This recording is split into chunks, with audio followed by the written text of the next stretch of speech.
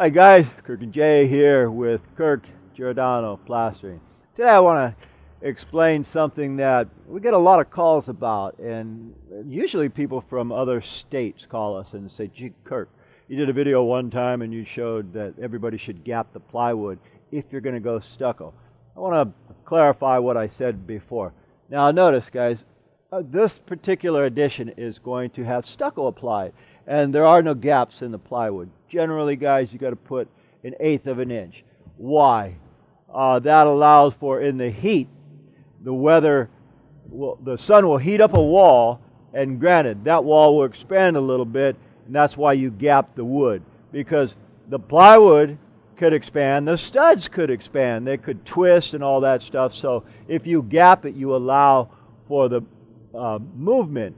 And what causes movement besides the plywood being just set together extremely tight? Well, there's about 100 things that causes movement, such as these doors. These doors are going to open, and when they shut, they're going to go boom, boom, boom, boom. They're going to slam and vibrate. That causes hairline cracking. But that usually causes a cracking that's vertical, up and down, every window and every door. It'll be vertical, usually.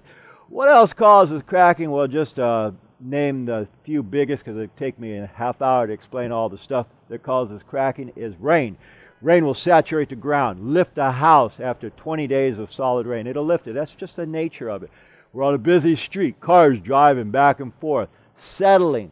This wall right here, when we put stucco on it, even though we use stucco that says it's crack resistant, when you put it on a house, that house, windows, doors, vibration, wind, weather, cars going by, foundation settling, it's crack resistant if you could you could put the stucco in midair. But the minute you have movement, such as putting it on a house, and this house is moving, people walking inside, that's vibration.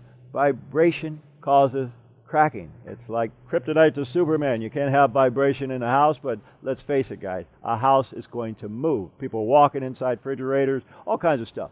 Getting back to the gapping.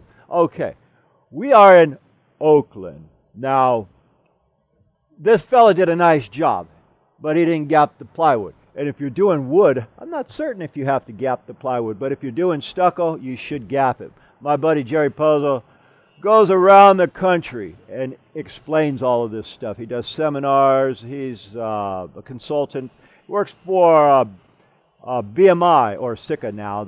They turned over. But he tells everybody around the country, gap your plywood for stucco. But this one is not. How do you handle it? Is it the end of the world? No, it's not the end of the world, guys, because in some areas, the heat is so drastic. Like we're in Oakland. It's cool. We're on the back of the house, the north side. It's not even going to get any sun.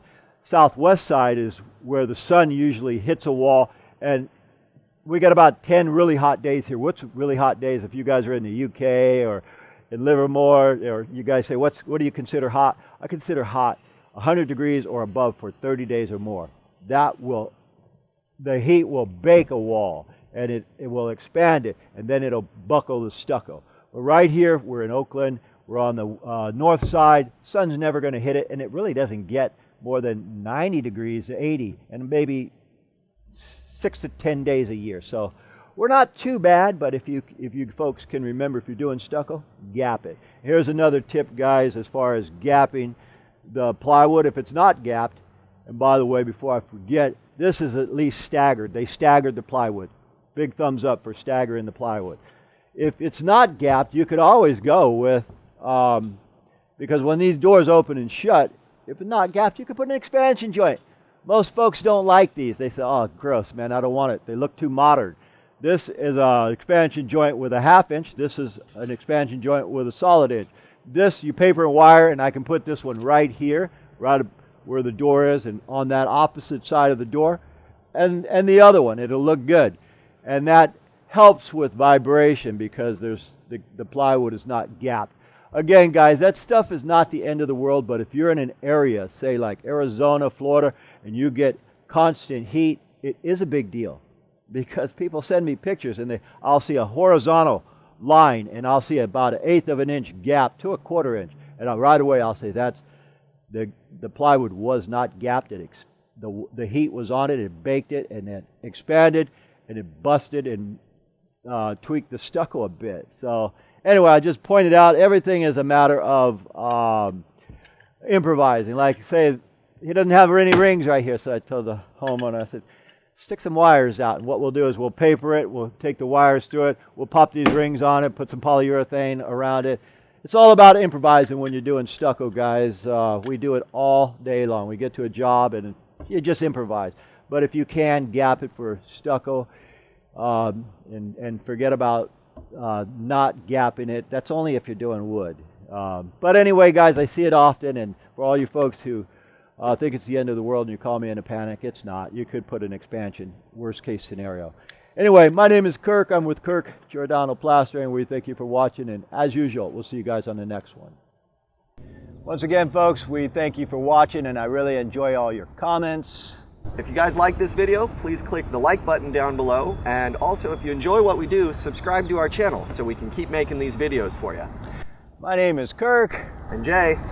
We thank you for watching, and from the entire Giordano family, we'll see you on the next one.